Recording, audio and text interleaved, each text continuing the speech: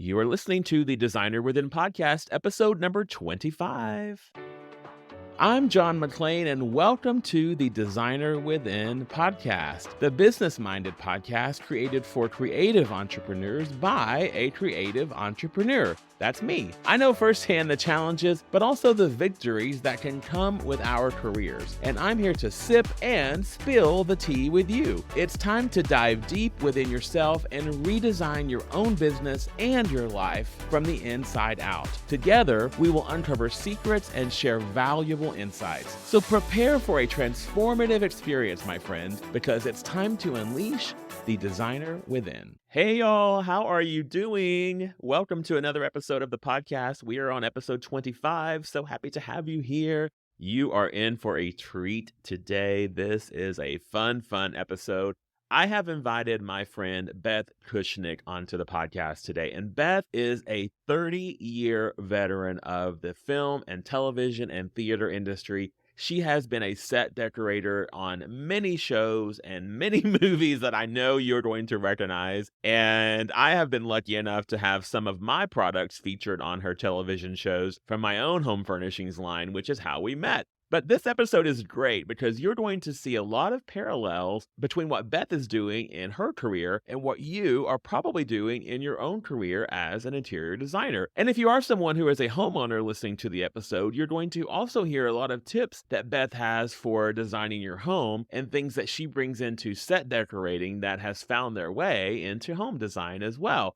But we're going to cover a lot of things in this episode, including the ups and downs of owning a business and running a business, the recent strikes that Beth has had to endure and all the people in the industry have had to endure, and how she has overcome those. And we're going to discuss pivoting and how pivoting was such a pivotal part of what she has done to keep her business afloat during these strikes. And there are lots of lessons to learn in that for all of us right now, in our own businesses and in our own careers. And we're going to have some fun conversations about fads and how she feels about that. She definitely has an opinion on that. And Beth is going to share with us why she never says no to anything. She always says yes. I find this very interesting. As I said, for over 35 years, Beth Kushnick has created character-driven settings for some of entertainment's most recognizable feature films and television series, including 7 series as the set decorator on the award-winning hit CBS drama The Good Wife and the critically acclaimed spinoff The Good Fight, where, by the way, you can find my products on the set. Other recent TV credits include 2 seasons of the period drama Bridge and Tunnel on Epix. Beth also continues to work as an interior designer for celebrity clients. Her approachable yet sophisticated style has resonated deeply with audiences, leading her to become a pioneer in her field.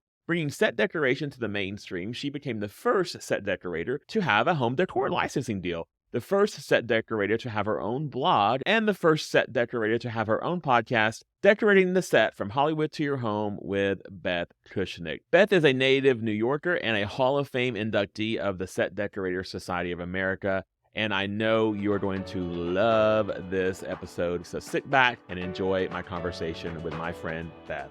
Hi, Beth. Welcome so much to the Designer Within podcast. I'm so glad to be with you today. This is going to be a fun conversation because it's very rare that we get this insight to the other side of our industry for designers. And there is this entire other side of our industry. And I want everybody to be listening to you today because you have such a great insight to that. And we're going to dive deeper into that. But they've heard my bio about yourself. Can you let everybody know in your own words who you are, what you've done, what your past is, how you've gotten to where you are, and sort of what you do now in your career? Sure. I've been a set decorator for TV and film for a long time now, over 30 years. I started in the theater. I worked on the original production of Little Shop of Horrors, and I sort of fell into film and television after studying set design and theater design. I've worked on every different type of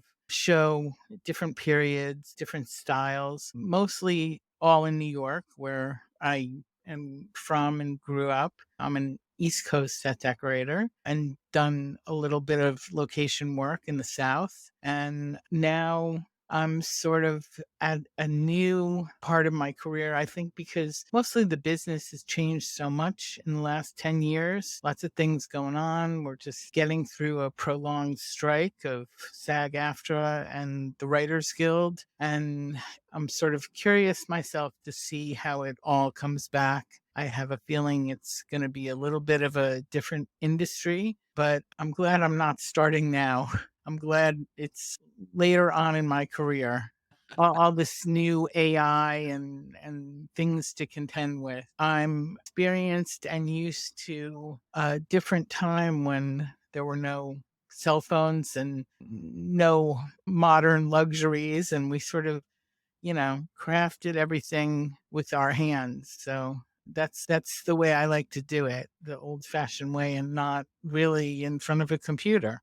Oh, wow. I love that. Well, and even for a lot of us designers, we did it the old-fashioned way. I Right. remember hand drafting in design school. That was what I and Yep. I loved it. And when they were bringing CAD around towards the end of my time in school, I was like, "I don't like that." I That don't was like not it what I as wanted a to do because I Yeah, I yeah. I I don't like it as a decorator because inevitably, no matter how good a set designer you have, the measurements don't seem to measure up between the CAD drawing and the construction department and the scenic department building a set. By the time I get it, I'm just like a hair shy of that end table fitting on either side of the bed. I love the days when it was all done by hand and turned out right.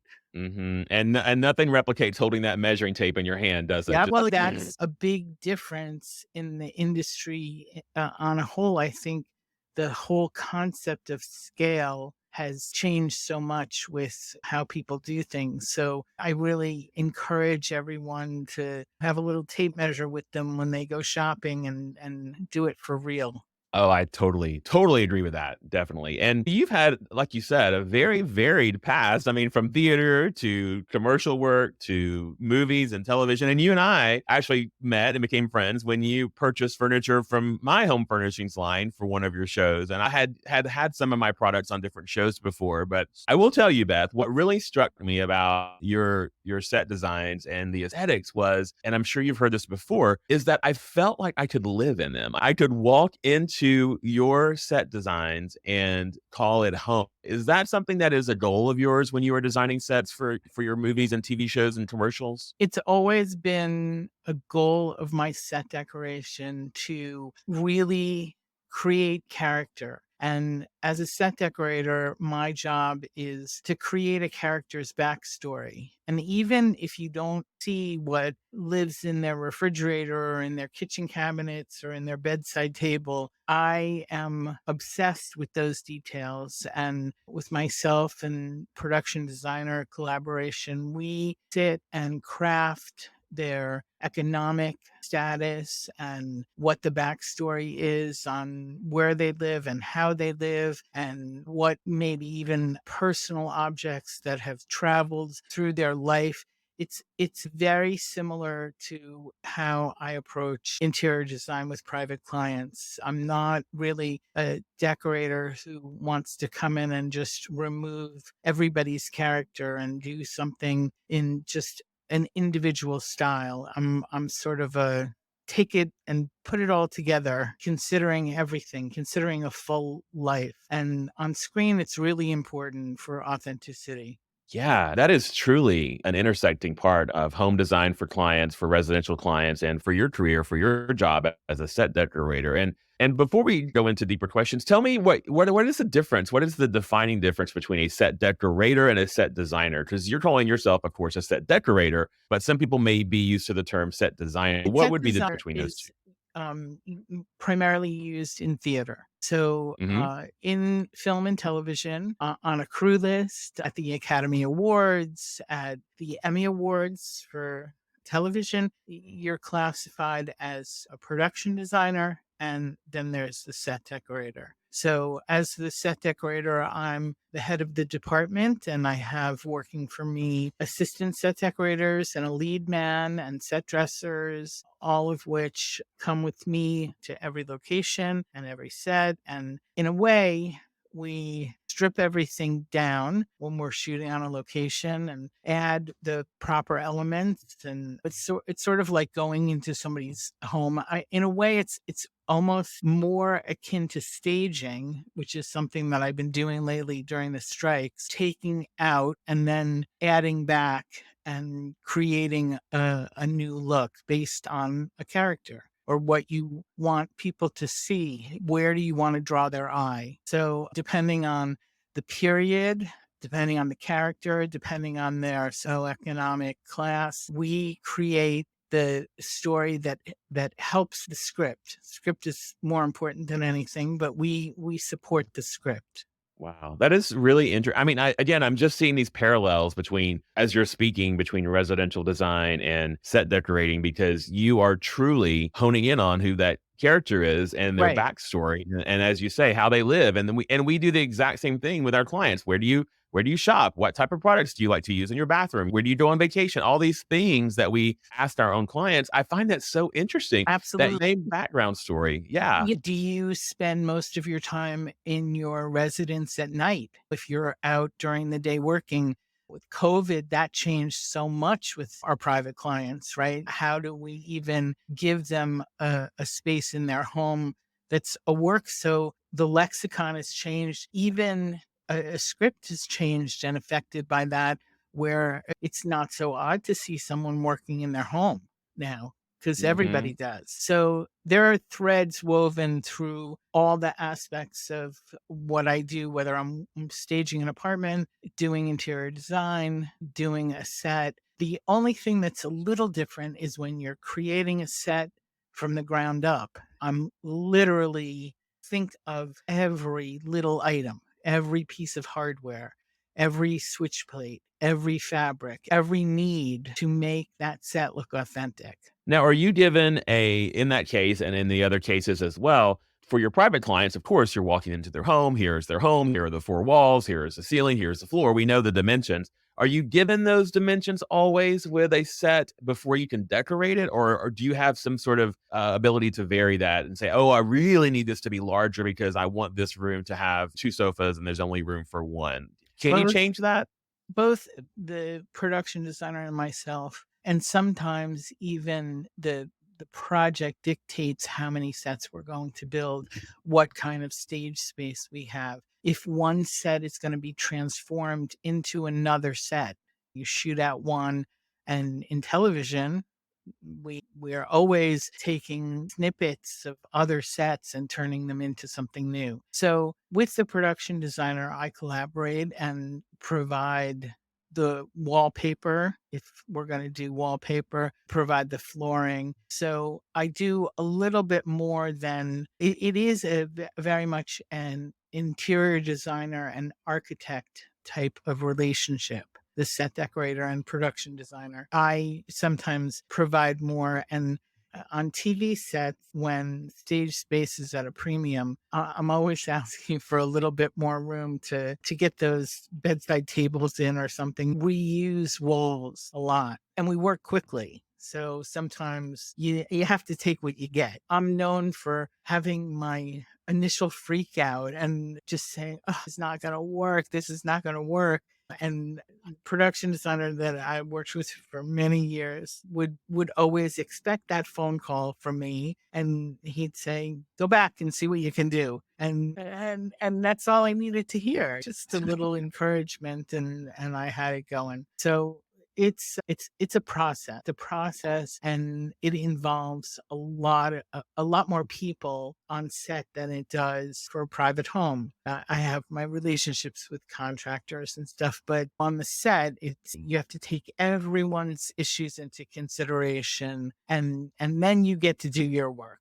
Interesting. So do you have a set of processes that you follow for your residential clients as well when you're designing their homes? And if you do have those, are they really in alignment with your set decorating processes? I I'm known for my quick turnaround, and I Mm, operate sort of the same way. My vendors are vendors that are used to working quickly. So I use them maybe in different ways. I have even in the height of COVID when nothing was available, I've even purchase furniture from an outlet that I probably never would have bought and had it completely recovered and reupholstered and made new overnight. So I use many tricks of the trade when I'm doing a private client. That is awesome. And we have to do presentations, we have to prepare things to show for our private clients. Is there this presentation that you would have for your own set decorating as well? Or are you the final say so for, yes, this is what I want, this is the way it's going to be kind of a thing? Or is there another power that be that would say, okay, no, we're going to tweak this and change it a bit? I'm lucky in that I don't have an incredible amount of overseeing done, but we do. Let's say we're starting a television show and you're presenting the main characters for the first time. We very often do a PowerPoint presentation to the studio to bring them up to speed on the locations that we're going to shoot in, the sets we're building, the tones, the style. So for that, we try to get through those quickly because many times it's very hard for people in those positions to visualize what we're talking about. So Mm. even Much when like the I'm client. yes, E- even when I'm working with clients who are in the film industry, I'm stunned by the lack of strictly spatial visualization or I put a tape measure down in the living room and say, sofa's going to start here and it's going to end here. And I've been told, Beth, I'm not really seeing it.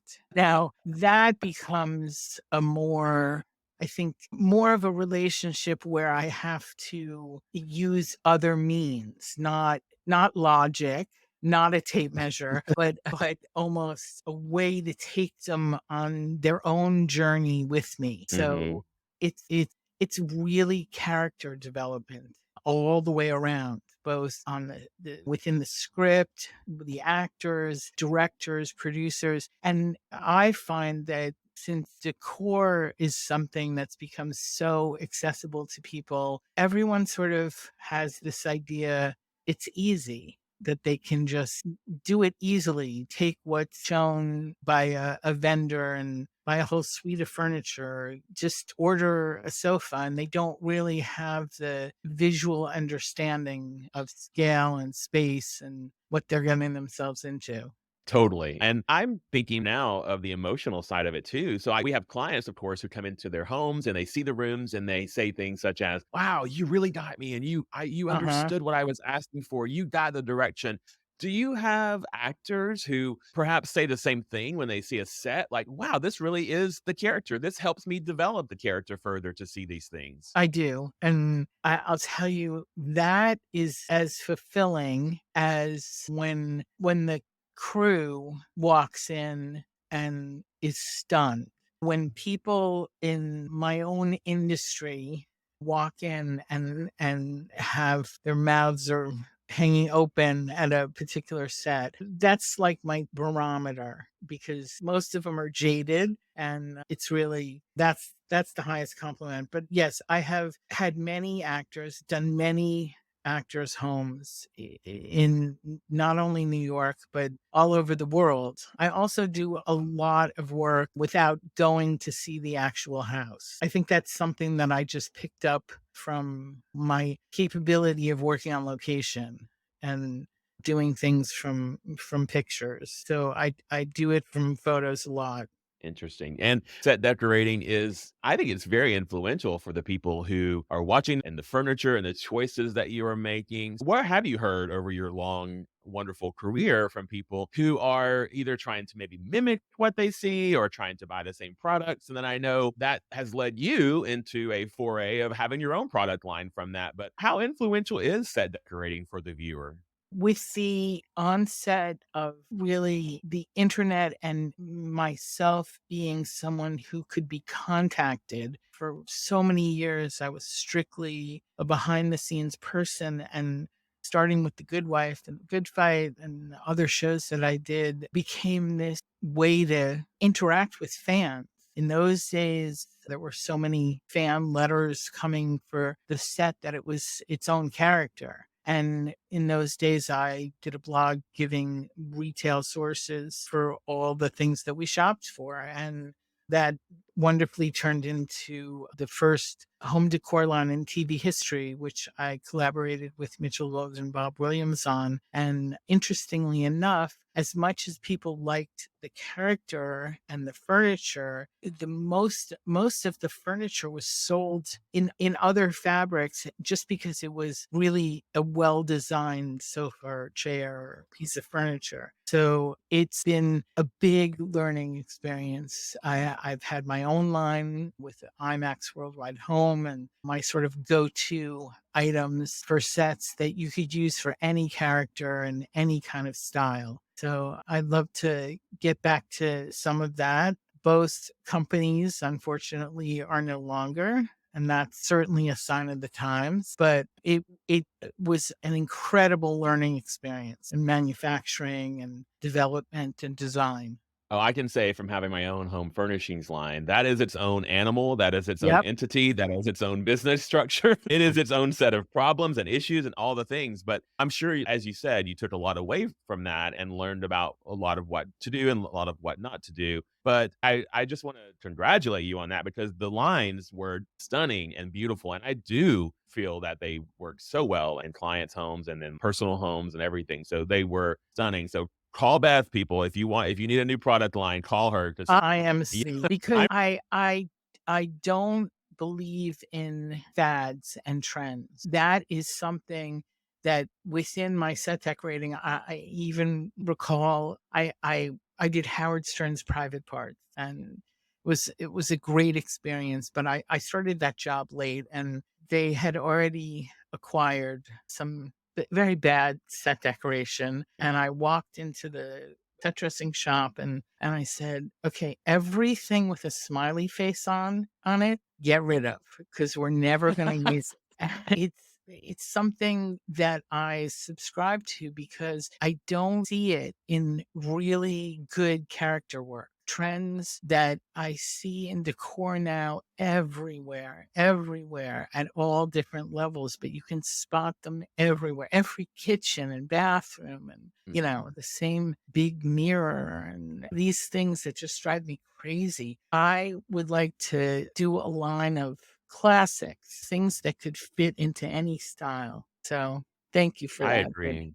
No, I agree, and I have the same philosophy when it comes to designing products and designing homes because you want longevity, and I'm with you. I can open up a magazine and I can say, "Yep, that will be gone in less than Yep. 5 years," and Yep. everyone who buys it is going to waste their money on it.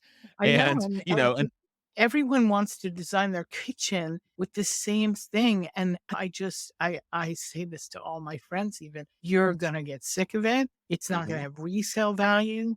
Everyone who looks at it is gonna say, 'I just saw that,' mhm. and I'm all for giving, like, new visual references. Not that anything is an original idea, everything is derivative in some way, but Sure. navy blue cabinets have got to go. Beth has put her foot down on navy blue And it's my favorite color, but it makes it all look the same. I think you hit on a point there is that when you were saying you went to a set and you saw things that you were like, "No, this is not going to happen, not on my watch."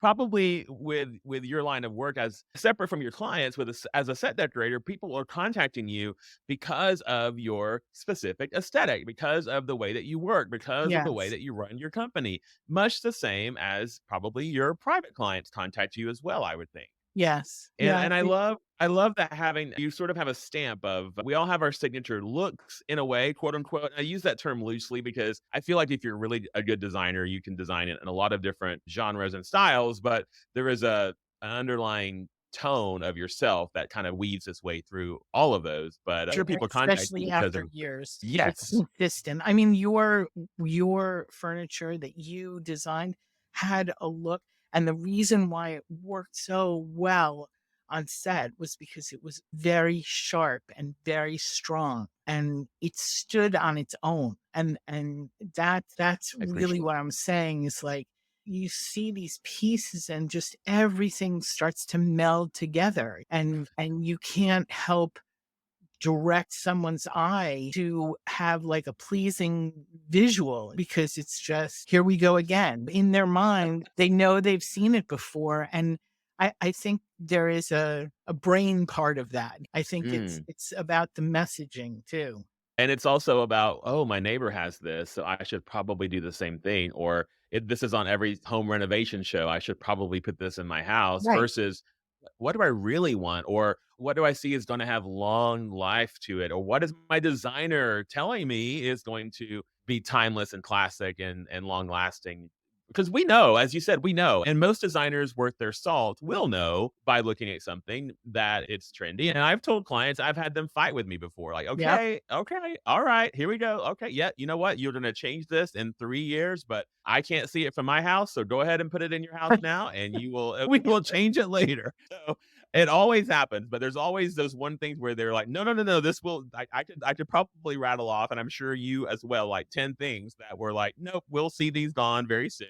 Yep. And some of them I'm like, good riddance. Well, I think it's also, since I'm so used to character development, my aesthetic is there, but I'm not attached to anything in a way. I have to go from job to job. I mean, like I did my first horror movie last year, Insidious, Horror The Red client or Door. horror movie? No, horror movie, and it was Oh, wow, okay. incredible. It was the most popular horror movie of the year, directed by Patrick Wilson, Insidious 5, and it taught me, even after all these years, a whole different genre and a different look, and I think that it doesn't matter what character. I remember for an interior design project, I had a client whose favorite colors were butterscotch and purple, deep eggplant, and not my cup of tea, but I I made it work. And that was the thrill of the job, was like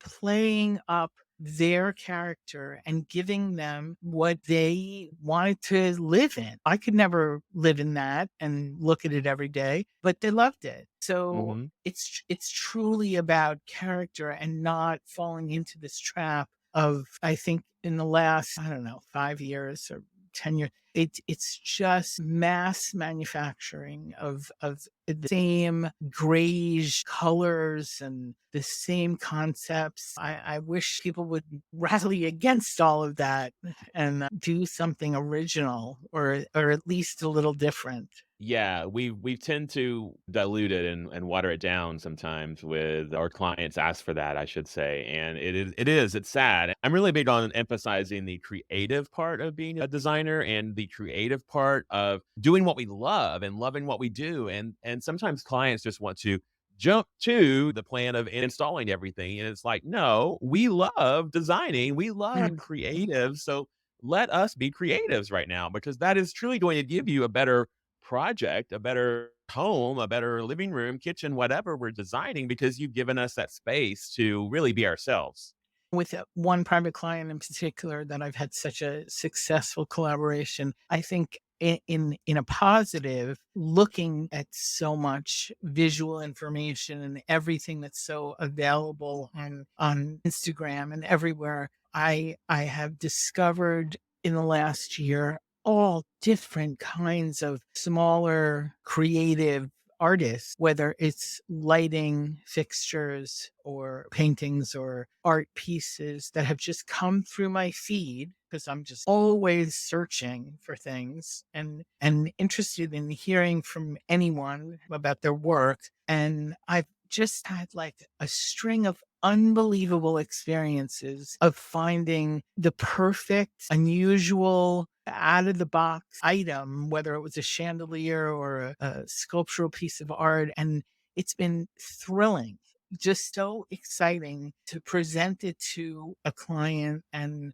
then see it in their home. It's just been great. So I feel like I'm starting to gather even more sort of like new, younger, independent artists as artisans, really, as sources. Well, I think what you're seeing in those is probably things that you value and that you appreciate. You're seeing Yeah. ingenuity and creativity on a different level versus just, as you said, the same things. And it's things that you recognize and you appreciate and you value and you want to use them and you want to spread the word about them. And I'm the same way. I feel exactly the same when I find something so unique. I almost burst open wanting to show it to a I client, know. right? I Just so know. excited about it. Like, you won't believe what we found.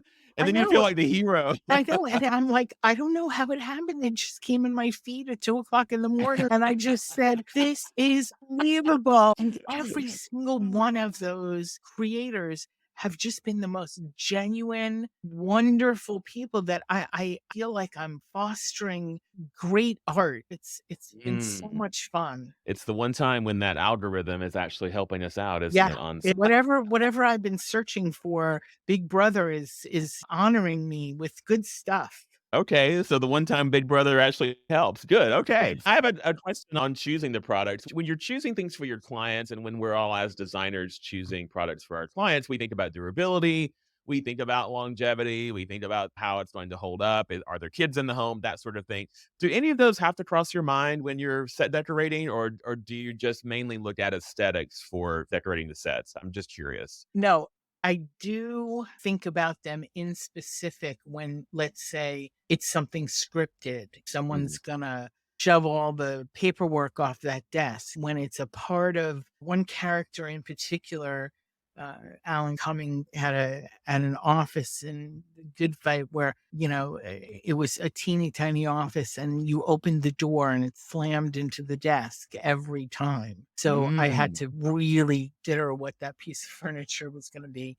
And many times I have to think about multiples and the details of stunts and special effects and those kinds of things. When I'm just decorating a run of the mill set, I don't think about those things. I usually think more about budget than longevity, although I hold my crew to a very high standard. And one of their main jobs is maintaining the set. So we take offense when the crew lies down on the sofa at lunchtime, and we have photos. We have photos of those people when they go to set jail. I mean, I'm always walking around getting the director's coffee off the conference table and saying, hey, I only got one of these. I'm not getting Mm. another one overnight. So sometimes it's hard not to take that personally, but it's funny because I'd say that like a console table or a chest or some piece that I've stuck in the corner of a set, maybe behind a table. Some of these things have stayed on set for like 200 episodes. So they've lasted. I do a very kind of high low in both with both my private clients and on set. Mm. I do the upholstery in a mid range. I mean, it depends on the client, but everything I do is a mix. Yeah, me too. I love Yeah. that. That is an exact duplication, I think, in what most designers do in clients' homes. I love that you bring that into your set decorating. And you do. I would notice, like for the tables that you purchased from my company, for instance, I was like, wow, okay, they're in this season. And oh gosh, they're back next season. And then here they are next season. And it was Yeah. like, wow, okay. They had some legs to them. Yeah. And I love that there was continuity from the viewer's perspective, is what I was really enjoying from that. It was like, wow, okay, this company on the show, on The Good Fight, changed offices, but there is continuity to the way that everything looked on the Yes. sets, Yes. the There way that you was decorated it.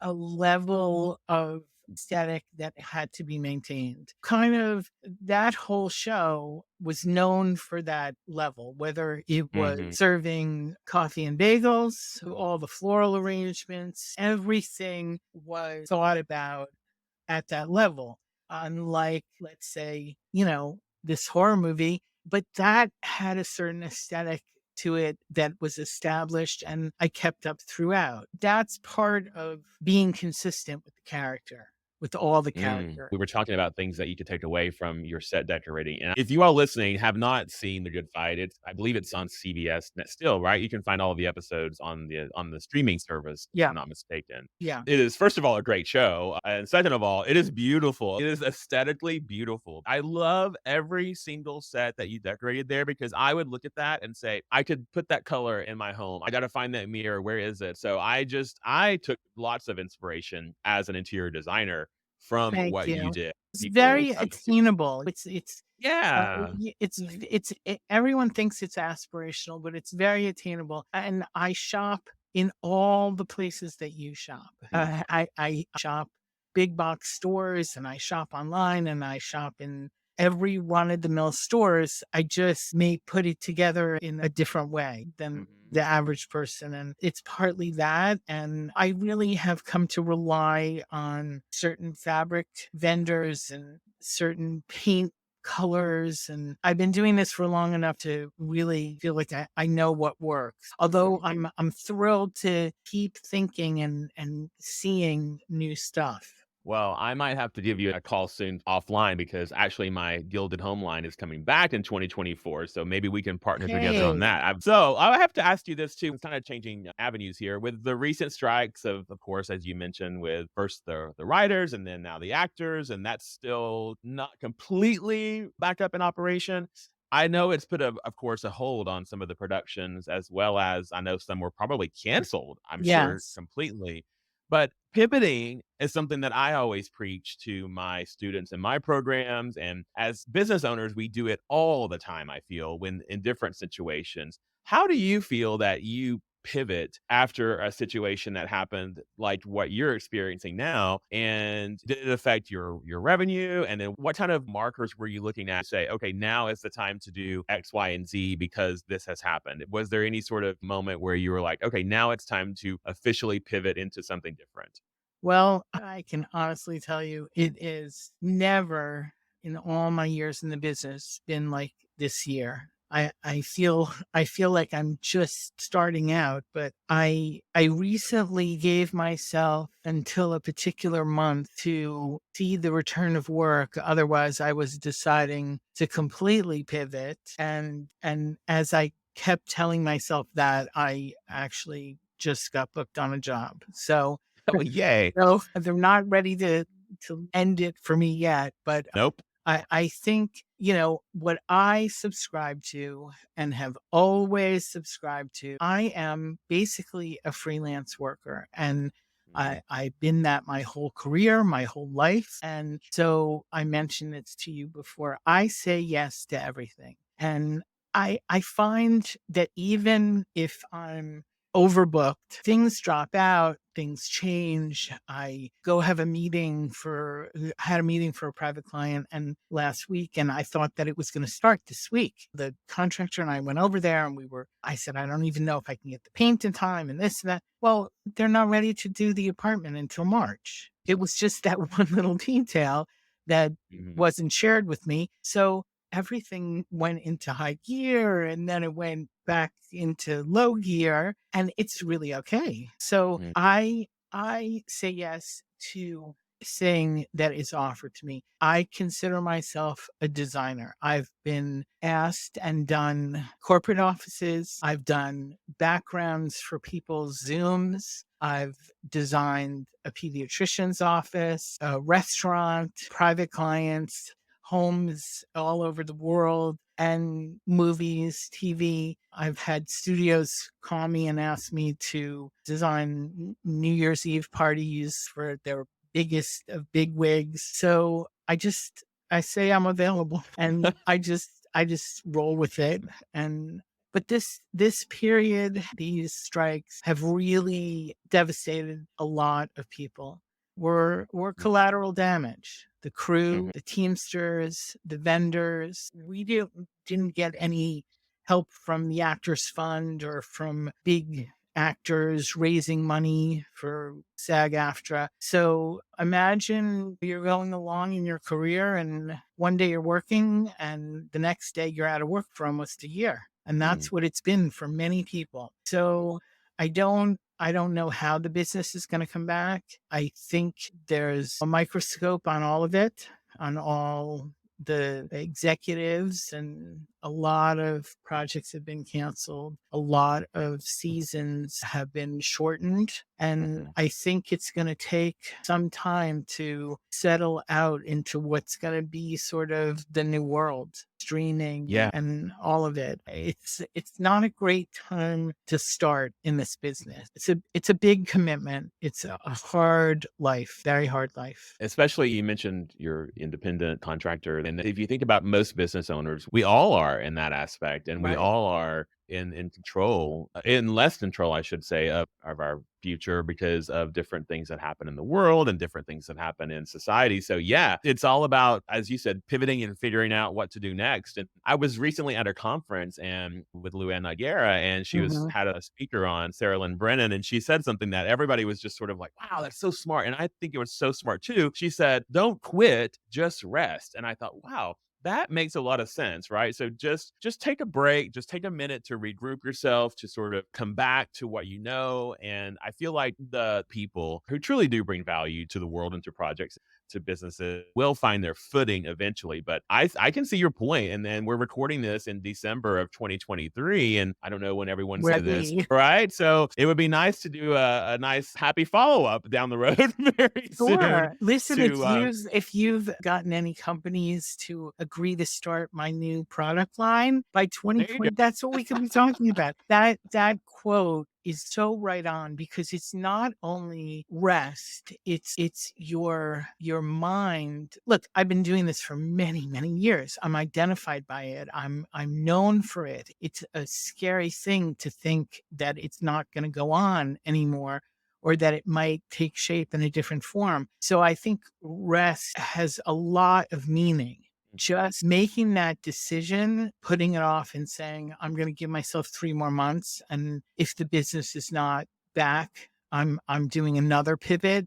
That immediately let me rest from the anxiety of it. That was it. Amazing. Wow, that's beautifully very well said. Yeah, you're resting not only your body, you're resting your Right. mind, which Right. which That I find which is more exhausting than any yeah. manual labor, physical labor that I do.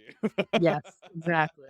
Resting Do my you eye, have yeah, resting my right? mind. Yeah. Turning off Instagram at 2 in the morning, Beth. Yep. Do you I'm just from a business perspective, do you keep your design client business separately from your set decorating business, or do you sort of lump it all together under one entity? I'm always curious about how people stack their different companies because we have a lot of different revenue streams within my company, but we have them all under the same umbrella. Always curious about Well, how as that a set works. decorator, I work in a union, so Mm, it's not even my company. I'm just a I, set decorator who works in a union, and I have my benefits when I work. That's another scary part of the whole strike process is how mm, this decimated everyone's health insurance and their benefits because our days of work equal to our coverage. So mm, it's been really a tough situation. But my private clients are totally separate. I mean, the good thing is that in terms of me saying yes to the 10 jobs at once or whatever comes my way, is I have people who I work with as assistants on movies and TV. I have different people who I work with when I'm doing staging. I have different people who I work with when I'm doing private clients. So it's great. The more I take on, the more people I can employ and the more I can use my vendors, which that's the most important thing to me now because we're losing them. We're losing mm. them because of the film business, lack of business. We're losing them just in general because they're being bought by private equity companies and then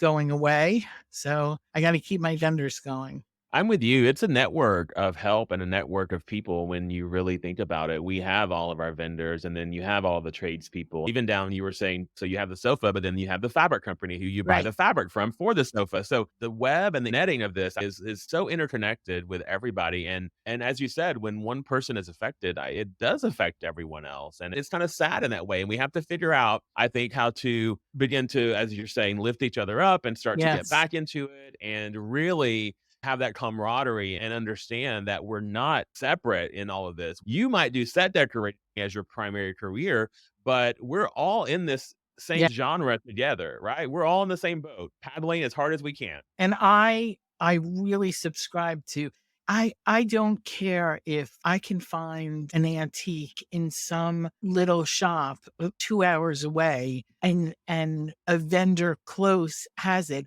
I'm going to send my truck, my Teamster drivers, I'm going to send them to the place that's convenient.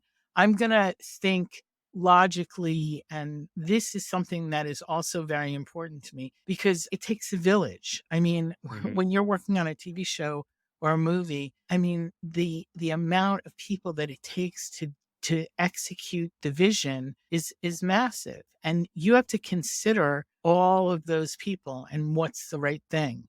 So I think people should really think about their vendors at a time like this with the economy and strikes and everything going on, and do what you can to, I'm doing anything I can to throw them work and keep them alive.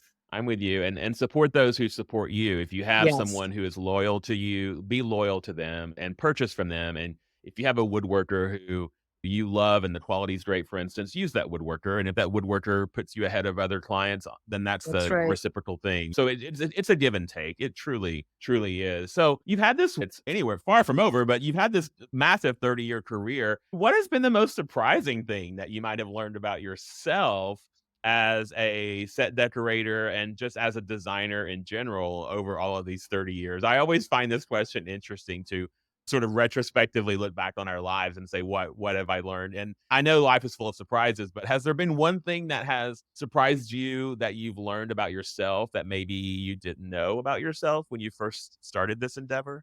I don't know if I think it's been learned through experience, but still, it's a hard thing to describe.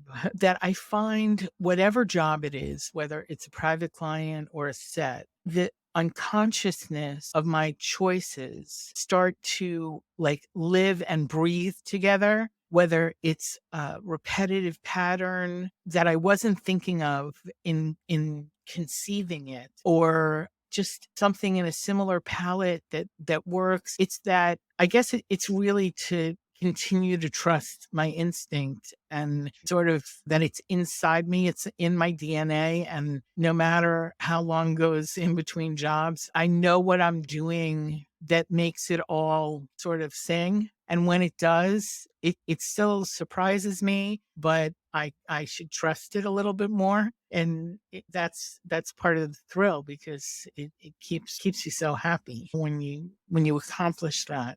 That's so beautifully said. Yeah, I think we all surprise ourselves sometimes when we finish a project and we Right? walk And into you the just space look and like, I mean, like we hung this piece of art, and I looked out at the view, and there was like similarities in the piece of art that was facing the building out the window. Just Mhm. synchronicity that starts to develop that is like magic. It's great. It's almost like a subconscious level of designing in a Yes, way, and yes. you do it, and then you get done, and then someone will say something like you're saying, like, "Oh, you probably chose that because of that view out the window," and you're like, "Oh, I guess I did." And it was like, "Yeah, I did." And you don't have to even hide behind the fact that you did that because you did choose it because you've honed your craft so well and you've prepared yourself so well to make those choices that you did choose that. So what a great lesson. That is fantastic. And I feel the exact same way. And it's so beautifully put from So your end of things. So thank you for sharing that. Well, Beth, this has been a pleasure. Oh my gosh. I know my listeners have loved it. I've loved it. I've loved learning more about what you're doing, what your plans are. Tell everybody all the good stuff. Where can they find you? How they can can potential be, clients reach out to yep. you? All that stuff. They can find me on Instagram at Beth Kushnick, Kushnick. They can find my website, www.bethkushnick.com. And they can listen to season 5 of my podcast when we come back and have you as a guest, Decorating the Set from Hollywood to Your Home. You can find it wherever you get your podcasts and enjoy all of it. And That's through my great. website, you can email me and contact me for anything. I'm telling you guys, look into all of her gorgeous work. When you see it, you're going to say, "Oh, yes, I've seen that. Oh, yes, that looks familiar," because it is. It's sort of ingrained in you when you see it. You're going to love it. Beth, this has been so wonderful. Thank you for sharing your Thank knowledge, you. your experience, your vision, your insight, and I just wish you all good things always. Thank you. Thanks for sticking with me to the end of the Designer Within podcast. It means the world to me. If you're ready to dive deeper into the topics that we've discussed here, be sure to check out my online coaching and courses program, DesignSuccessAcademy.com. Here I will teach you everything you need to know to run your interior design business from starting the project all the way to the end, including marketing and pricing your services for profit. And for more information on this podcast, including how to be a guest or my design services in general, go to johnmcclain.co. That's johnmcclain.co. See you soon, friend.